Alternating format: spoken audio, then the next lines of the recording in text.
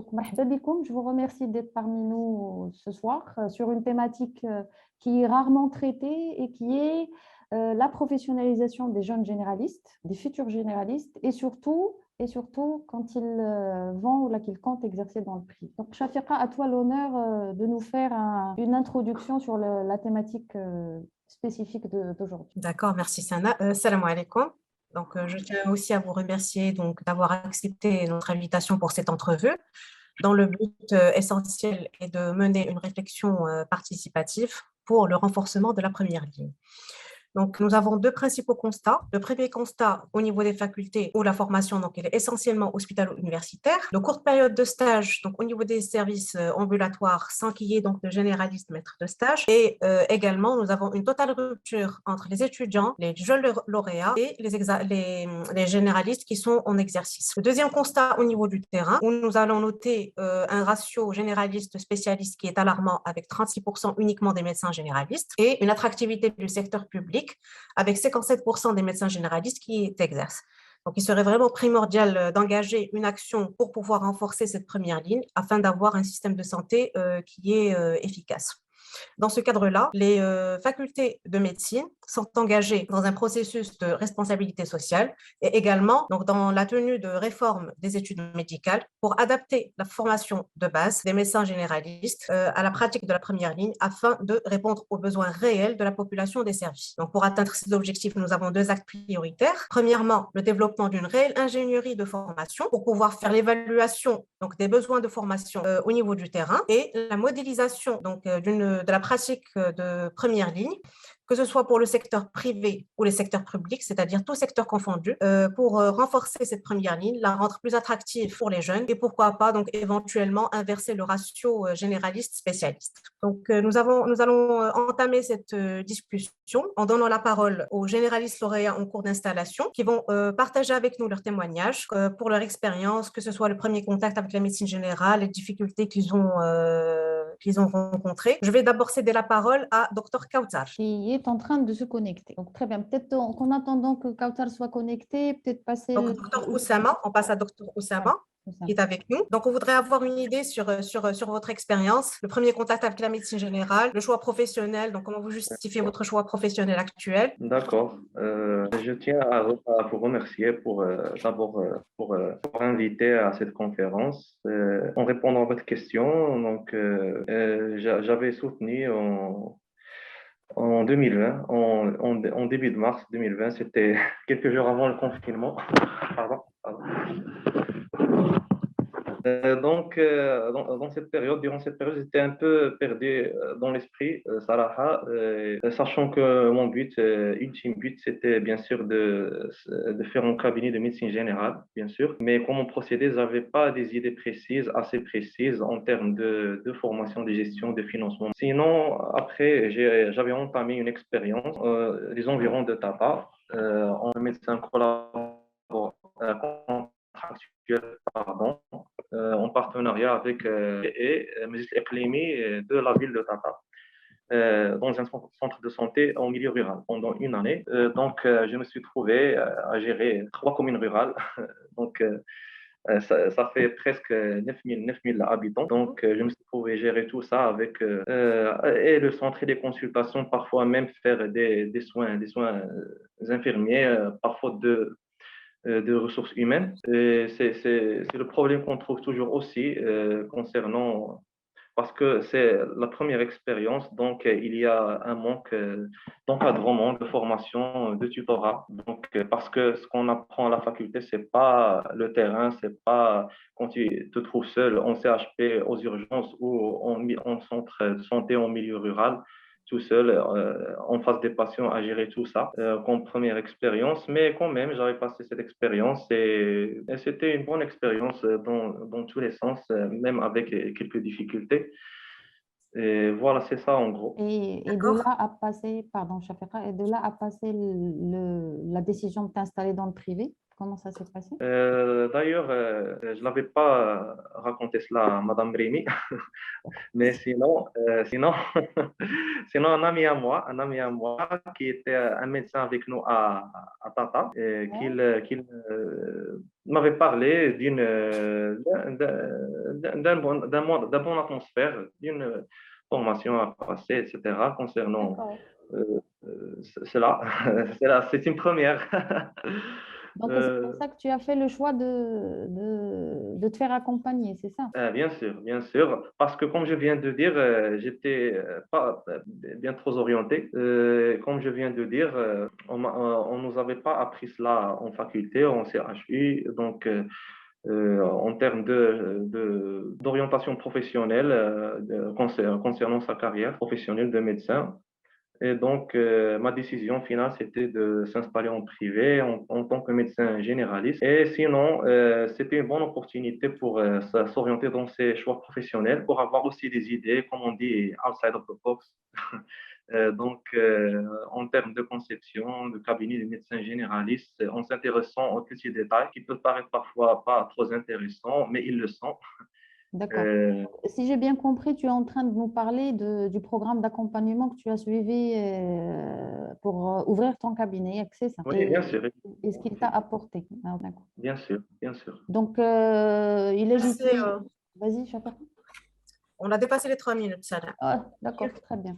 D'accord. Kautar, est-ce que tu es des nôtres? Pardon? Merci, Oussama. Merci, Oussama. On va passer à Dr Kautar, si elle est là avec nous. C'est attendre qu'elle se connecte. Je crois Sinon- qu'elle a des soucis. Très bien, Sinon, Dr Asma Yacoubi. Oui, vous m'entendez bien? Oui. Alors, je me présente. Je suis Asma Yacoubi, lauréate de la faculté de médecine et de pharmacie de Rabat en 2019. Alors, mon histoire, quand j'ai eu mon diplôme, je me suis demandé pour la deuxième fois de ma vie, qu'est-ce que je vais faire? La première était le bac, qu'est-ce que je vais faire? Je vais faire médecine. C'était un choix connu, pas de problème. Mais à la deuxième fois, en ayant mon diplôme, qu'est-ce que je vais faire? Un grand fou. J'avais un manque d'estime en moi à l'époque, que j'ai travaillé dessus après. Le manque, il a fait que j'ai demandé à tous les gens autour de moi, qu'est-ce que je vais faire? Et donc, ils ont demandé, ils ont dit tous la même chose. La spécialité. Pour eux, à l'époque. Donc, ce que j'ai fait, c'est que je passais des j'ai travaillé, je ne l'ai pas réussi. Après, j'ai fait un diplôme, le diplôme d'échographie, ECG et le coaching cabinet. Et c'était la meilleure chose que j'ai fait dans ma vie parce que avec le flou qui est une idée qui était simple, qui était claire, il a dire un cabinet. Qui a dit qu'on a le cabinet libre combien de salles par exemple, qu'est-ce que je vais faire, qui est-ce que je vais voir, qu'est-ce que je vais voir ou aussi la procédure. Donc, c'était très clair pour moi. Donc, après, avec le coaching, ce que j'aime bien faire, c'est un cabinet médical. Après la formation, j'ai fait une autre, donc pour le coaching personnel, pour les limites les choses que je sais faire.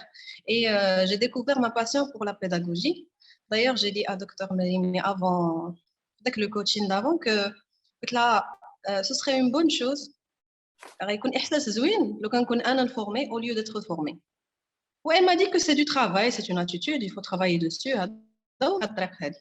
Et puis, j'ai décidé, là, je suis maintenant formatrice dans un institut de santé médicale et j'adore très bien le faire, vraiment. Après, j'ai fait un diplôme d'hypnose, et je ne l'ai pas regretté du tout et j'ai découvert une autre chose que j'adore. Et c'est tellement personnalisé maintenant que qu'il y a d'autres choses à découvrir. Ça m'a pris 2 ans et demi, le chemin entre avoir mon diplôme et ce que je suis maintenant. Je me dis que si les lauréats, ils ont plus de vision, moins de flou, ce serait moins de temps. Je dit 2 ans et demi pour découvrir ce sera un bien. ce sera motivés qui vont donner. Merci Asma. D'accord, très bien, merci Asma. Donc, je ne sais pas si Dr Kautar est avec nous. Non, elle a un petit souci de connexion, donc elle essaie de se connecter via son ordinateur. Dès qu'elle sera joignable, on la fera passer son intervention. Donc, pour récapituler, 2 exemples de jeunes médecins.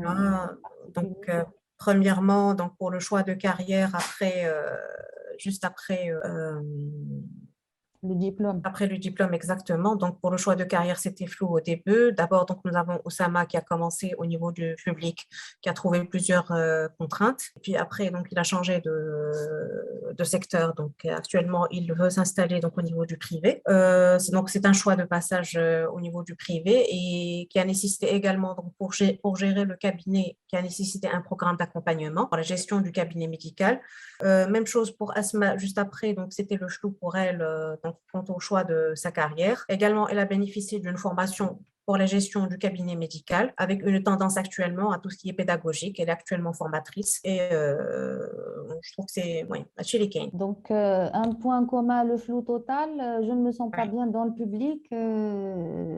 Manque de ressources.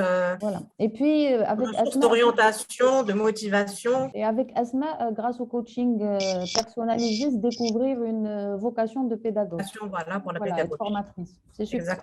Alors, le temps que Kautar soit disponible, peut-être passer aux moins jeunes. Oula, ça fait aïe, Kautar. Kautar, tu nous entends? Voilà. Connecter via l'audio pour voir si ça marche. On va attendre. Donc, les moins jeunes, Houssam ou Loubnan, comment ça s'est passé votre installation? On va commencer par Houssam. Donc, Houssam Selmi, donc on a installé depuis presque 4 ans à Oujda. J'ai un parcours un peu particulier, je suis les collègues. On a fait la 7e année de médecine, c'est les 2 cliniques. J'ai opté pour travailler pour l'industrie pharmaceutique. Donc, je suis resté dans l'industrie pharmaceutique pendant à peu près 10 ans. Par la suite, je suis revenu à la vocation initiale du bac. Là, je dis médecine, moi, le bac. Donc, heureusement, après les années que j'ai passé dans le cabinet, heureusement que finalement j'étais en industrie pharmaceutique parce que finalement, avec le recul, ça a permis de combler quelques lacunes que j'avais fait la formation universitaire, puisque maintenant, grâce à ce que j'ai passé de l'industriel, j'ai eu l'occasion d'avoir plus de formation sur les techniques de communication, que je travaille beaucoup à les malades.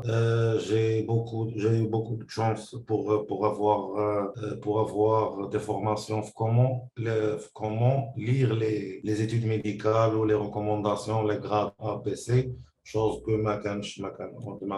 c'était pas fait le parcours universitaire. J'ai cabinet, j'ai cherché un peu les formations, l'échographie, le CG, diabétodique,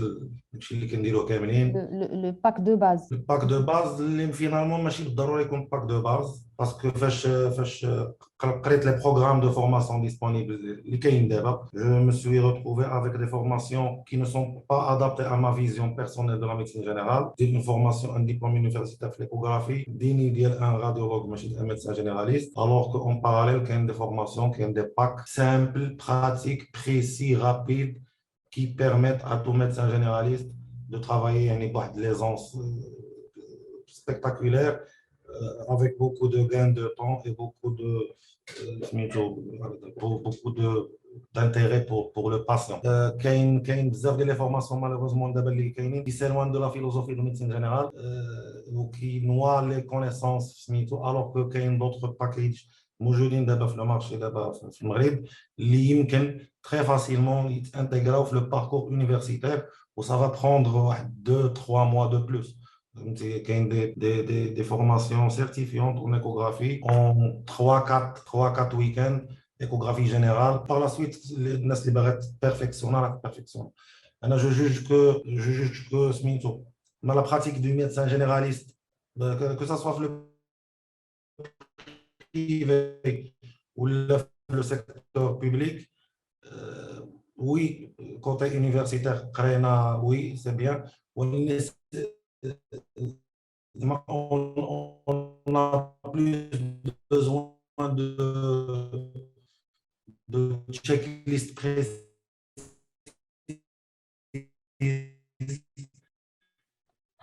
اللي نقدروا نعاونوا بهم ديك لا فورماسيون ديالنا. D'accord. Oui. Blanc, docteur Blanc. Bonsoir, vous arrivez à m'entendre? C'est bien entendu? Oui, oui, oui, on arrive à vous entendre. C'est bien, d'accord. Alors, bonsoir, chers amis. Si on parlait de notre première installation, alors ma première installation, c'était en 2012. J'étais lauréate de 2011 en faculté de médecine de Casablanca. Alors, je pense que le privé, c'est le passage que je n'ai pas eu ni en stage pratique. C'est la chose que je ne connaissais pas. Donc, une fois lauréate, j'étais décidée que je ne voulais pas me spécialiser. J'ai bien aimé la médecine générale, mais je ne voulais pas être en public. Donc, la seule chose que je n'ai pas tentée, c'était le privé.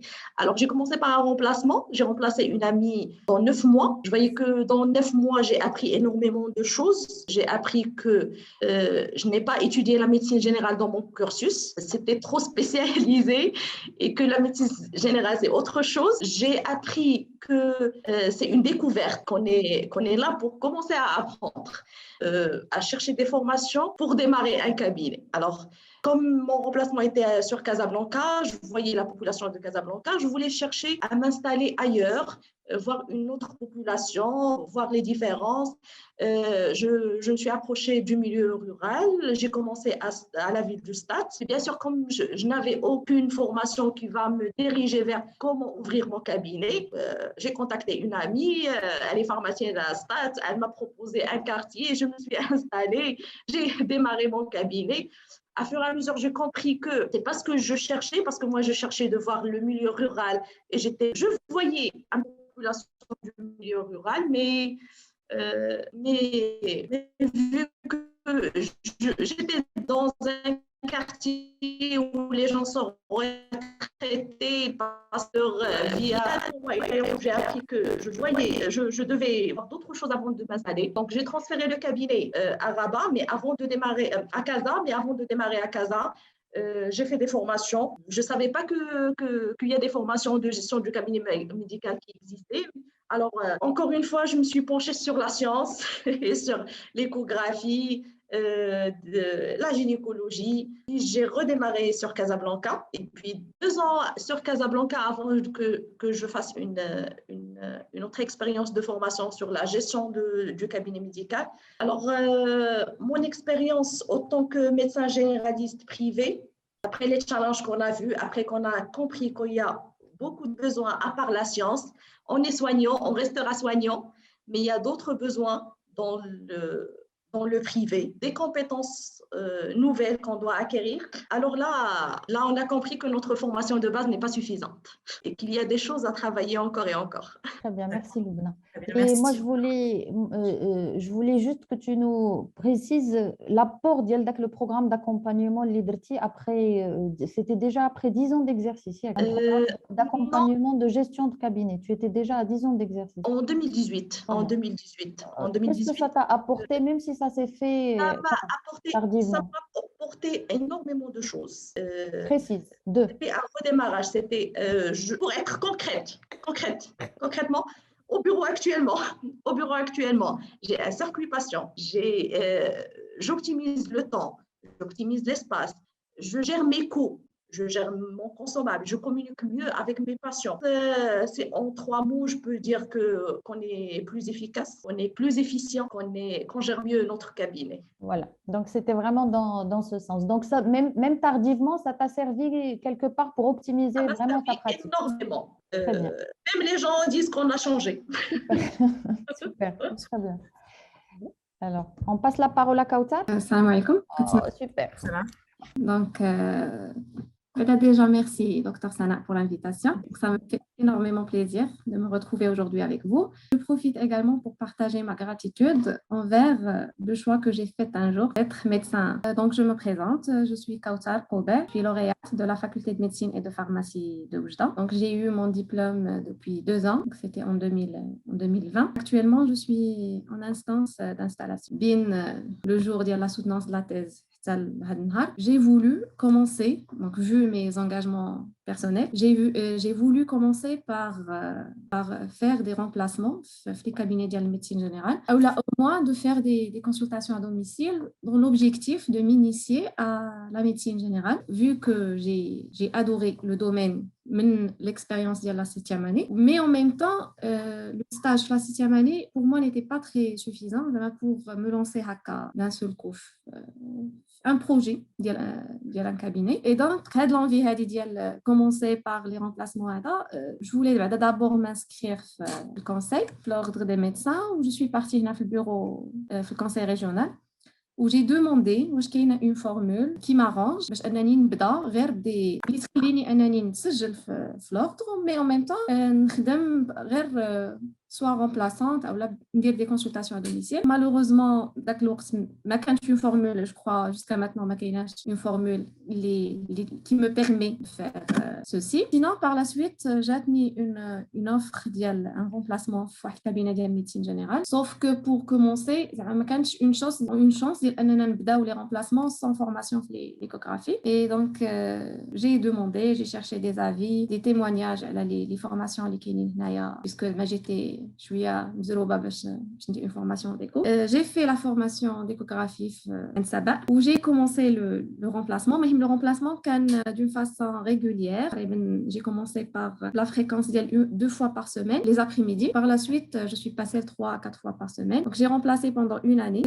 Ça a été une expérience formidable. J'ai beaucoup appris la médecine générale. J'ai aimé la médecine générale, le premier contact, où je l'ai aimé plus. J'ai trouvé que c'est beaucoup plus compliqué من داكشي اللي كنا كنتخيلوه avant comme étant des étudiants de médecine. Donc à part la formation en écho هذا, je me juge مازال خاصني des formations au niveau des formations au niveau de la gestion, il me faut encore plus au niveau de la communication. Donc voilà, j'ai appris beaucoup de choses, je suis en train d'apprendre. On est tous la médecine générale, on était nouveau dans le domaine puisque ما قريناش, on n'était pas initiés, on n'était pas accompagnés la médecine générale le cursus ديالنا. Donc puisque لقينا راسنا في le bain par la suite de la soutenance, on essaye de trouver des formations, de bonnes formations pour continuer le domaine.